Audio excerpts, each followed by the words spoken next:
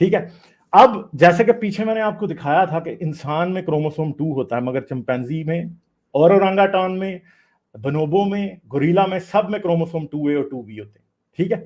Chimpanzee کا chromosome 2A اور 2B جو ہے وہ انسان کے کروموسوم 2 سے بہت سملر ہے. کیسے؟ اگر یہ دونوں آپس میں جڑ جائیں تو یہ بالکل اس جیسے ہی لگتے ہیں، کروموسوم 2 جیسے.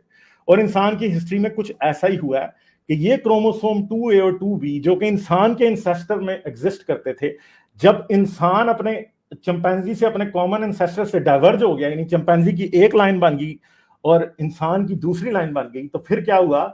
پھر اس کے بعد مطلب یہ فیوژن ایونٹ ہوا تو انسان سیپریٹ ہو گیا. یہ بھی میں آپ کو آگے بتا دوں گا کہ یہ فیوژن ایونٹ کیوں ہوا اور اس کی ریزن کیا. ٹھیک ہے.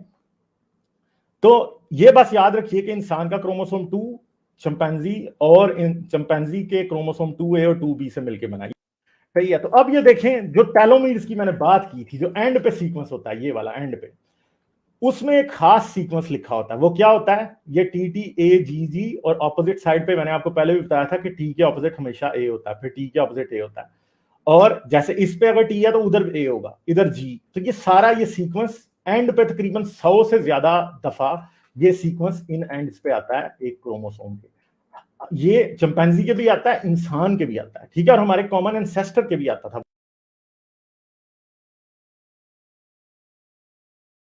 اور اگر آپ کا ثبوت یہ ہے کہ دیکھیں وہ فیوز ہو گئے اس لیے کہ وہ پہلے علیحدہ تھے and then they became fused, تو پھر آپ نے کچھ بڑی کریٹیکل چیزیں جنہوں نے اس کا آپ نے جواب دینا ہے. نمبر 1 اس میں سے یہ ہے کہ جب ایک کروموسوم ختم ہوتا ہے تو وہاں پہ depending on the length of it, وہاں پہ جو ہمارے نیوکلیوٹائڈس ہیں ٹپکلی اسپیکنگ وہ تقریباً 5000 سے 15000 کے لگ بھگ تقریباً اتنے نیوکلیوٹائڈس ہوتے ہیں. تو اگر 2 کروموسومز آپس میں فیوز ہو جاتے ہیں تو وہاں پہ going by the establish science ہمیں وہاں پہ 30,000 اور 10,000 کے درمیان، 10 سے 30,000 کے درمیان تقریباً ہمیں جو نیوکلیوٹائڈس ہیں وہ ملنے چاہیے. لیکن حقیقت یہ ہے کہ ہمارے پاس 800 بھی نہیں ہے، 798 to be precise. This does not appear to be an accidental fusion. اور پھر اس کے اپنے کام ہیں اس کے اندر. بذات خود اس میں اور ٹیکنیکل پرابلم ہے جینیٹکس کے حوالے سے کہ یہ فیوژن جین کے اندر کیوں ہوئی، وچ از ایکسٹراڈنری. جینس کی ریگولیشن ہے اس فیوژن کے اندر ہے. اگر یہ ایکسیڈنٹل ہوتی تو اس میں کوئی سیپریٹ رول نہیں ہونا چاہیے تھا. ہاں اس پہ اگر آپ یہ ہمیں ایک نئی اس پہ ہمیں کہانی بتائیں کہ وہ چونکہ فیوژن ہو گئی تھی اس لیے اتنے ملین سال کے اندر اس کے اندر یہ ایک نئی ایولیوشن ہوگی اور اس نے پھر اپنا ایک فنکشن بھی پیدا کر لیا خود سے ہی، تو اگین اس کا ہم آپ سے ثبوت چاہیں گے.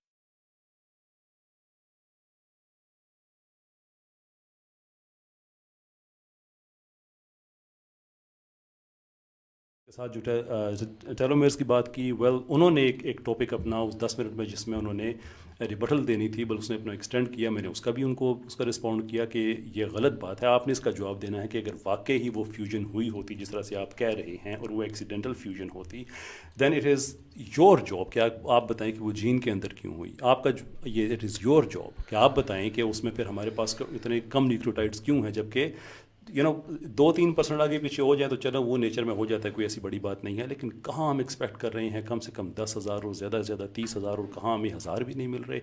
یہ آپ نے ثابت کرنا ہے کیونکہ دعویٰ آپ کا ایولیوشن کا. دس از یور جاب.